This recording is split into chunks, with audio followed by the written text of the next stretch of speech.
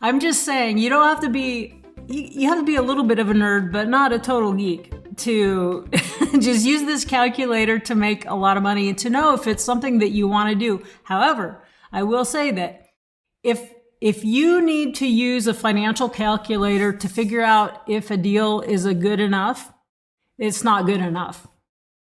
Okay, you should be able to, in your head, go, yeah, I can tell that I'm, this deal makes sense. So if you're waiting for this interest yield to tell you whether or not it's a good deal, it's probably not good enough. So I did hear that sometime along in my travels, and I never forgot it. So don't get too down in the weeds with this financial calculator. Just take that 30,000 foot view and make sure it really just makes sense from the macro level. So let's say you got this. Typically 35% reserves is considered a very standard sort of money that, in fact, this is what we do with our, well, we've got a duplex in town that we run as an Airbnb, and we always we take out taxes, insurance, plus 25% reserves, because you might not have it this year, but some year you're going to need to replace the roof, right? The sewer main. So if you're not taking out reserves and putting that aside from your gross rent, you're going to find yourself having to have a surprise bill that you have to scramble around for. So that's just standard, at least for single families. Feel free to chat any of your experience there. So let's say your net income is 910. So if you were to sell that same property with 10% down, so what we know that 300,000, if they're putting 10% down, that means a 90% loan. So times 0.09 equals, so what's the loan amount going to be? That doesn't make any sense. 90%, not 9. Thank you. My public math, it's my downfall. Okay, so present value is loan amount. So I just stick that in there.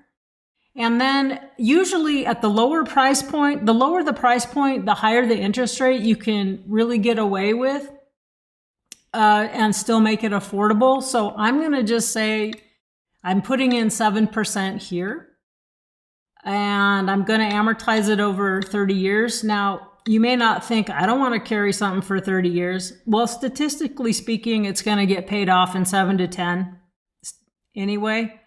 But a lot of times to get, the price you want, you need to fully amortize or put in, if you want, and it's legal in your state and compliant with Dodd-Frank, you can put in a minimum 5 for a homeowner, say for 7 or 10, because you don't want them to come up against a balloon and not be able to refinance.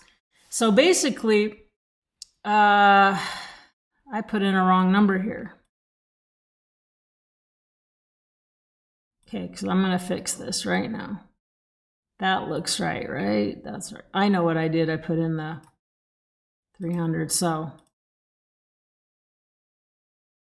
1796, and then someone can afford this more than rent because they're going to get the mortgage interest deduction and the other benefits of being a homeowner. So it still should work out. Now I know in a lot of areas, taxes and insurance are really squeezing NOI for landlords. A lot of maybe multifamily, a lot of cases I've heard they're down to like a 1% cap. They're down to a 1% cap. So basically, but they don't, this property's been in the family for years. 96.32 minus 910. So let me correct my error here. I was trying to throw something together quick before the call. So that's pretty much a double right there, right? If these numbers are true, if we presume this is a realistic sort of market situation. So, and then guess what? You don't have the property management issues. You don't have to pay your taxes and insurance. You don't get a call at 3 a.m. for a toilet. I have to admit more people to the call.